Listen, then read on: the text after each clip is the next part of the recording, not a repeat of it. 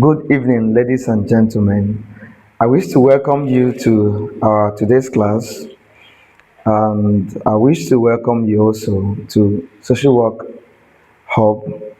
This is a platform where we bring you deep insight into social work contemporary issues. Um, Last week, we began on a series, Conflict Management, and today we are going to delve into this section that is titled Sources, Causes, and Dynamics of Conflict. Um, as a way of introduction, conflict is an inevitable aspect of human existence because people differ in their interests, values, beliefs, expectations, identities, and access to resources, and this results to conflict. While conflict is universal, it is its its causes vary depending on the social, economic, and political, cultural, environmental, and psychological context in which it occurs. Effective conflict management therefore requires a thorough understanding of the sources, dynamics, of conflict rather than merely addressing its visible manifestations. In social work practice, unresolved conflict can undermine individual well being, family stability, organizational productivity, community cohesion, and national development. Consequently, social workers must be able to identify the underlying causes of conflict, understand how conflicts evolve over time, and design interventions that addresses both immediate disputes and their root causes. Now, this lecture examines conflict from multidimensional analysis, beginning with individual interpersonal factors before progressing to family, organizational, community, political, and environmental dimensions. Now, understanding sources, causes, and the dynamics of conflict.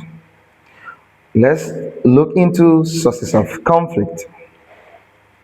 Now, sources refers to the underlying condition or circumstances that create opportunity for conflict to occur. For examples, we have scarce resources, scarcity of resources. These are underlying sources of conflict, social inequality, cultural diversity, poor governance, poverty, discrimination, and weak institutions. All these are sources of conflict. Scarcity of resources. Of course, when there is scarcity of resources, people go hungry, a lot of things goes wrong, and that's why we sometimes we have increase in criminal activities. People do steal because they want to um, be able to feed. But there's no justification for criminal activities. But these scarce resources breeds conflict. These are conflict issues in our society. So we dive into the causes of conflict, and we said that causes are the specific events or issues that trigger disagreements. For example, miscommunication is a cause of conflict. When there is miscommunication, information is not being shared appropriately, and people um, gas happens to do one thing as against the other when there is miscommunication. Unfair treatment, competition, land disputes, Political exclusion and religious intolerance. These are causes of conflict. Then we have, let's dive into the dynamics of conflict. The dynamics of conflict. Conflict dynamics describe how conflict develops, escalates, changes, or de-escalates over time. Conflict rarely remains static. It may progress through several stages.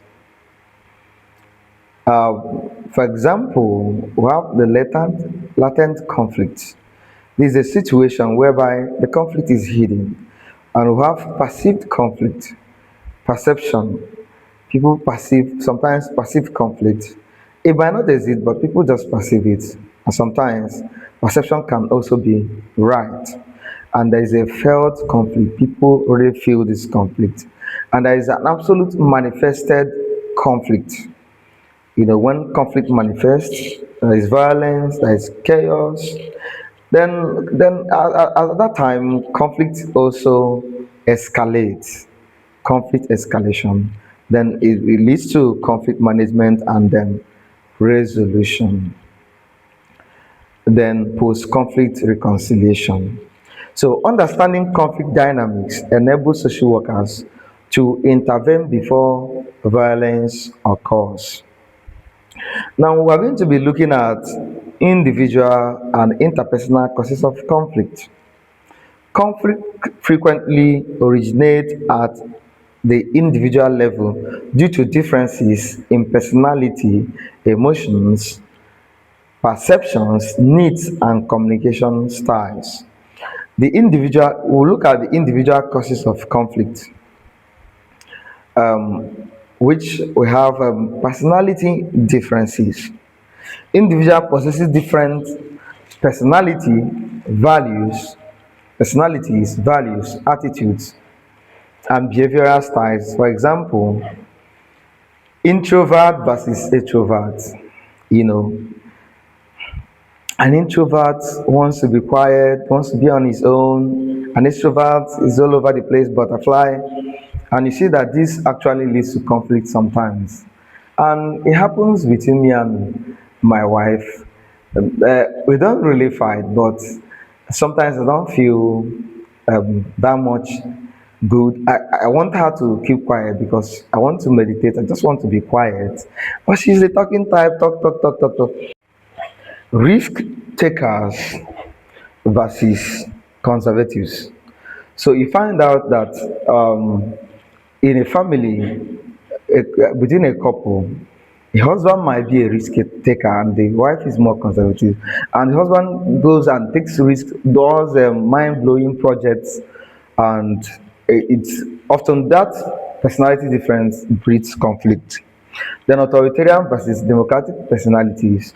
When you have two persons who have maybe you like democratic personality and your boss has this authoritarian personality, you find that sometimes there might be conflicts. That happens also in the family. So this personality differences also leads to conflict. Number two, individual causes of conflict is perception. Conflict frequently arises because individuals interpret the same event differently. For example, I have this a friend of mine who he always have this perception that people don't like him. He just have this perception, but in actual sense, these people don't even they are not even thinking about him. But he always thinks that people don't like him. So that's a very bad perception. So perception, and that leads to conflict. He's always having conflict within himself, complaining. People around him don't like him, but that is his perception. People, it doesn't mean that people don't like him, but that's the perception. Another example is a supervisor's constructive criticism may be perceived as hostility by an employee or student. That happens often in classes. You see, a supervisor, an examiner might give an honest feedback, but the student in question might perceive it as being hostility. that sometimes they perceive it as witch hunting, and that brings a lot of conflict at an individual level. So um, perception is influenced by things like previous experiences, culture, education, religion, and emotion. Then number three individual causes of conflict is unmet needs. People become frustrated when their basic needs are denied. So at an individual level, a cause of conflict is when your basic needs are not met. That causes conflict. It leads to unrest. So, for example, respect, recognition, security, autonomy, acceptance. When people don't feel accepted, they have the need to be accepted in the society, in the workplace. And when these needs are not met, or financial needs are not met, there is this conflict within people. And then, according to Burton's human needs theory, persistently denial of these needs often generates conflict. The fourth individual cause of conflict is values and belief. Values and belief. Differences in moral, religious, political, or cultural beliefs frequently produces disagreement. For example, religious doctrines, political ideology, parenting styles, professional ethics. So these values and beliefs, for example, the religious doctrines, some people don't you find out. Let me give you an example. In our client, you find someone, a guy goes to a girl and said, I want to marry you, and he says, I'm a Catholic. If you are not a Catholic, we can't marry. Or even if they marry, you see them conflicting. I want to go to Catholic. I'm a Pentecostal. So beliefs, values and beliefs can also lead to conflict. Parental style, how we want to raise our children. The one wants to flog the children, the other one doesn't want to flog children, and all of that. Political ideology, these are the individual's level values and beliefs. Then the fifth individual cause of conflict is emotional factors. Emotional factors, anger issues, you understand. So emotion contributes significantly to conflict. Common emotional triggers include anger, jealousy, fear, pride, resentment, distrust.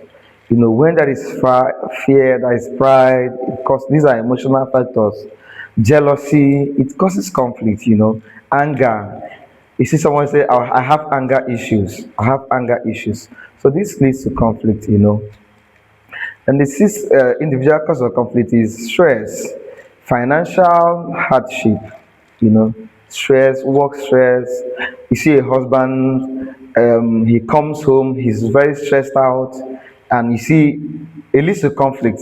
The wife wants to talk, the wife needs attention, and that also causes conflict sometimes between my wife.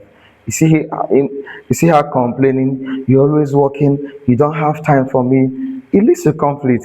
He say you go to work, you leave in the morning, you come in the night. And sometimes I come in the evening, I want to check the news, I want to. She wants time. She wants time. You understand? So, um, financial hardship, unemployment, illness, excessive workload often increases interpersonal tensions and conflict. So we have interpersonal causes of conflict. Interpersonal causes of conflict. The major causes are poor communication. Interpersonal causes of conflict. So poor communication. So when there are two people, and there is misinformation, there is misinterpretation, rumors, lack of listening, ambiguous instructions, it leads to conflict. So communication breakdown remains one of the leading causes of interpersonal conflict, misinterpretation. You understand? So the second causes of personal interpersonal conflict is competition. You know, where there is competition in the workplace, in the family, in the environment, there's this unhealthy competition. It leads to conflict. For example, promotion, scholarships, employment. This one got, I didn't get leadership positions. People struggle for leadership position, and it leads to conflict. Another is the fourth cause of interpersonal conflict is role ambiguity. Unclear responsibilities often produces misunderstanding. You know, overlapping responsibility, ambiguous role ambiguity. I work in a certain organization where there are a set of leaders, but the director didn't. So among five leaders in that organization, at the starting point, the director didn't specify this is the head, this you submit to this person. Everybody is a leader at that particular level, and he found that it led to a lot of conflict because uh, there is no, you know, people do this guy does this guy does another thing, and it leads to conflict. Okay, so two employees performing overlapping duties, personality clashes. You know, conflict arises when incompatible personalities interact. Another interpersonal cause of conflict is power struggles. Individuals may compete for influence, recognition, and authority. Another factor causes interpersonal cause of conflict is discrimination. Of course, when there is discrimination based on gender, religion, ethnicity, disability, age, prejudices, based on all of this, it leads to conflict. We'll look at the family and organizational causes of conflict. So, family conflict. We'll look at family conflict. The family is the primary institutional institution where individuals first learn patterns of communication, cooperation, and conflict resolution. Family conflict. The family is the primary social institution where individuals first learn patterns of communication, cooperation, and conflict resolution. Family conflict may occur between husband and wife, parents and children, siblings, extended family members. So the major causes of conflict within the family is financial problems. Financial problems. You can agree with me that when there is financial difficulties in a particular family, it leads to conflict. When there is debt, there is unemployment, the spending habit is bad, you know, financial problem, it breeds conflict.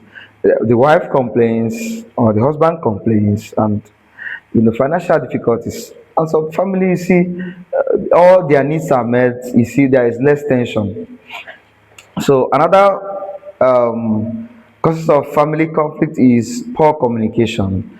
Failure to communicate openly often produces misunderstanding. Husband and wife should communicate openly. Domestic violence is another family um, cause of conflict in the family. Cause of family conflict is domestic violence, physical, emotional, economic abuse, economic abuse, family relationships. This all leads to conflict. Infidelity, of course, you will agree with me that infidelity is one of the foremost causes of family conflict. Infidelity, when the man goes out to meet other suitors, or the wife goes out, that leads to a lot of conflict. Parenting style, the husband wants this type of parenting style and the wife wants the other type. That leads to conflict. So parents often disagree regarding discipline, education, religion, and childcare. So another causes of conflict in the family is inheritance, property dispute. Inheritance disagreements are common in many African societies. Consequences of family conflict. We have divorce, child neglect, depression, domestic violence, juvenile delinquency, homelessness. The role of social workers when you talk about family conflict, social workers assist families through family counseling, mediation, parenting education, crisis intervention, and referral services. So we move to organizational conflict.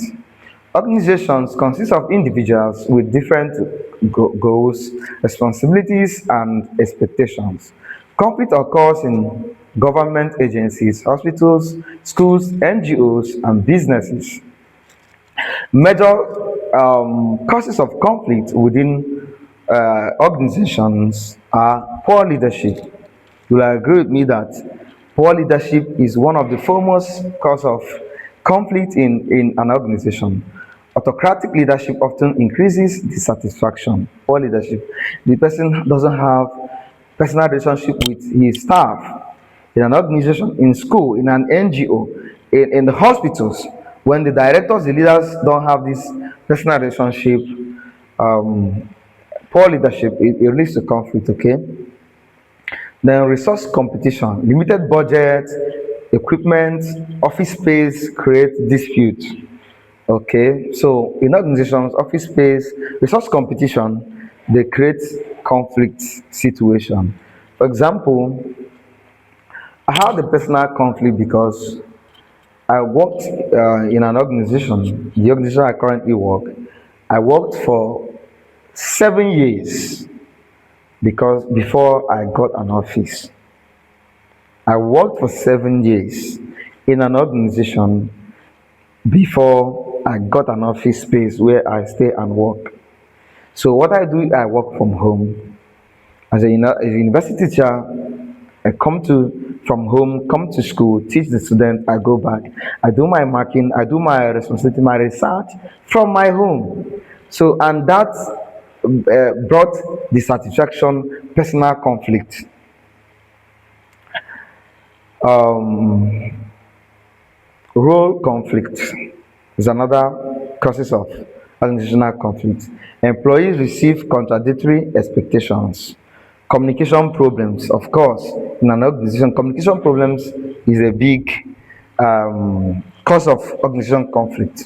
Information withholding, miscommunication, lack of transparency, organizational change, resistance to restructuring or technological innovation often generates conflict. Performance evaluation is another causes performance evaluation. Employees may perceive appraisal system as unfair. Another is power and authority. Competition for promotion on influence frequently produces conflict. Consequences of organizational conflict is low productivity, high staff turnover, burnout, workplace bullying, poor service delivery. Social work intervention in organizational conflict is mediation, team building, conflict coaching, organizational development, employee assistance program. Then we have community, ethnic, religious, and political conflict. These forms of conflict often involves collective identifications and have far-reaching social consequences. Community conflict. Community conflict involves dispute among residents or groups within a locality. Common causes of community conflict is land ownership dispute. Of course, chieftaincy dispute, who will become a chief, who will become an Igwe, and all of that. Boundary disagreement, water access to water is a source of common causes of community conflict.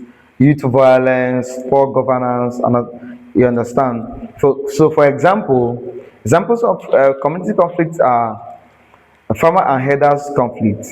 You will agree with me that farmers and herders conflict has claimed millions of lives in West Africa, most especially in Nigeria. A lot of people have died from farmers and herders conflict, and it is still happening in Nigeria today. For example, this week there is reported of Fulani herdsmen killing of farmers in Boko community of Benue State, Nigeria. Community boundary disputes, urban gang violence. Then we have ethnic conflict. Ethnic conflict, ethnic conflict, are you with me? Ethnic conflict occurs between groups with different cultural identities. Major causes, historical grievances, ethnic conflict. People in Nigeria are very familiar with historical grievances. There was a Nigerian Biafran war in 1967, which led to the death of 3 million Igbo children, women, and men. And there's that historical grievances to the extent that the federal government of Nigeria removed history in the education curriculum, because while students read history, it opens past wounds. So major causes of ethnic conflict is historical grievances, political marginalization. Up till today, the Igbos believe that they are marginalized in Nigeria. They have never been, after since 1960, after 1960, there have never been an Igbo president of Nigeria. You know, after over 60 dispensation of democracy, or independence, Nigerian independence, the Igbos have not produced a president, and that's a very big challenge. Competition for public resources, identity politics, discrimination. For example, in Nigeria, of ethnic conflict is communal clashes, resource control, disputes, minority rights movement. Now, religious conflict arises from differences in beliefs, practices, and interpretation. Religious conflict has claimed millions of lives in Nigeria. Millions of lives in Nigeria. The foremost is the Kano riots and all of that, the Plateau State, the conflict between the Christians and the Muslims, and a lot of people, thousands and millions of people have died because of religious conflict in Nigeria. So the causes of religious conflict are religious intolerance, extremism, hate speech, forced conversation, political manipulation of religion. Consequences of religious conflict are destruction of properties, internal displacement, psychological trauma, and loss of lives, like we have seen in so many places around the world and in West Africa. Political conflict. Political conflict involves struggles over power, governance, and public policy. Major causes of political conflict are electoral malpractices, corruption, power sharing, constitutional disputes, and political exclusion. Examples are election violence, party rivalries, coups, civil unrest, etc. The roles of social workers in political conflict is civic education, peace building, election monitoring, dialogue facilitation, community recognition. Then we move over to resource-based and environmental conflict. Of course, when you talk about resource-based and environmental conflict, you know the famous Niger Delta militancy, where the Niger Delta people formed the militancy because they felt that the oil, which forms the major exportation product of the Nigerian government, this oil does not get to them. So there was this conflict because of resource control. So increasing population growth and environmental degradation have intensified conflict over natural resources. Resource-based conflict. This conflict arises from competition over scarce natural and economic resources. For example, land, oil, water, forest, mineral, and grazing routes. Major causes of resource-based conflict is scarcity, unequal distribution of resources, perceived injustice in resource allocation, creation grievances, population growth. Growing population increases demand for resources. Corruption, mismanagement of public resources generates public dissatisfaction. Weak governance, poor regulation often intensifies competition. Examples of Okay, so we'll move down to environmental conflict. Environmental conflict emerges when ecological changes threatens human livelihood. Major causes of environmental conflict is climate change. Changing rainfall patterns affect agricultural and grazing. And another climate change, you see flooding in Nigeria and elsewhere in the world. So um, a climate change, a major cause of environmental conflict. Desertification, shrinking grazing lands, increasing migration, flooding. Flooding destroys homes and agricultural land. Deforestation, loss of forests creates competition for remaining resources. Pollution. Industrial pollution often affects fishing and farming communities. Pollution. For example, oil pollution in the Niger Delta region of Nigeria, Lake Chad shrinkages, coastal erosion, and deforestation. Social work responsibilities in environmental conflict. Social workers participate in environmental advocacy, climate change justice initiative, disaster responses, community resilience programs, and sustainable livelihood projects. Now, the dynamics of conflict escalation. The dynamics of conflict escalation. Conflict usually progresses through predictable stages. Stage one, latent conflict. Underlying conditions exist but remain unnoticed. For example, unequal allocation of community resources. The latent conflict is stage one. Stage two is perceived conflict. Parties recognize differences. Stage three is felt conflict. Emotions become involved. For example, fear, anger, distrust. At the fourth stage of conflict dynamics or conflict escalation is manifested conflict. Conflict becomes visible. For example, arguments, protests, strikes.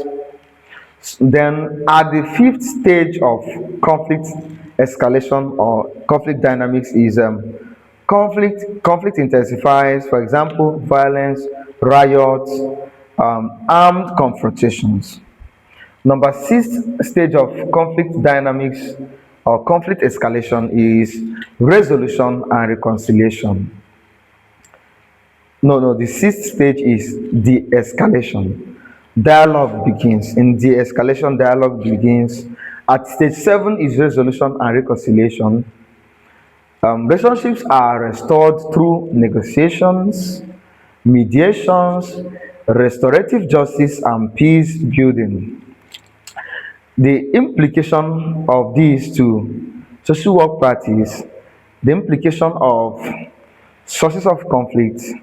Um,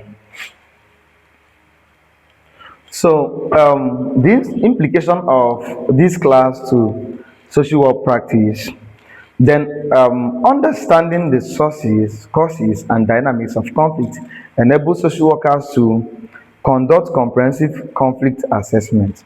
So when social workers understand the sources of conflict, the causes of conflict, and the dynamics of conflict, it helps them to conduct comprehensive assessment of conflict situations. It helps them to identify root causes of conflict rather than merely treating symptoms. When social workers understand the causes of conflict, the sources of conflict, they can be able to tackle the root cause of conflict rather than treating the symptoms, which is violence, trying to calm a violent situation without knowing the root cause of that violent situation. It also helps social workers to design preventive interventions before conflict escalates. Now, when social workers have the knowledge of sources of conflict, causes of conflict, and the dynamics of conflict, it helps them to design a preventive intervention so that social workers, it helps social workers to be proactive rather than being reactive. It facilitates dialogue among conflict parties, and it promotes social cohesion and community participation. Social work, it's this knowledge helps social workers to advocate for equitable policies and resource distribution. This also helps social workers to address structural inequalities and discrimination. It also helps social workers to provide psychosocial support to conflict affected populations, and also help them to develop culturally responsive and right-based interventions. This knowledge helps social workers to monitor, evaluate peace building processes. If you have stayed till this moment of this class, I wish to thank you for your patience and endurance for being part of this class. Thank you.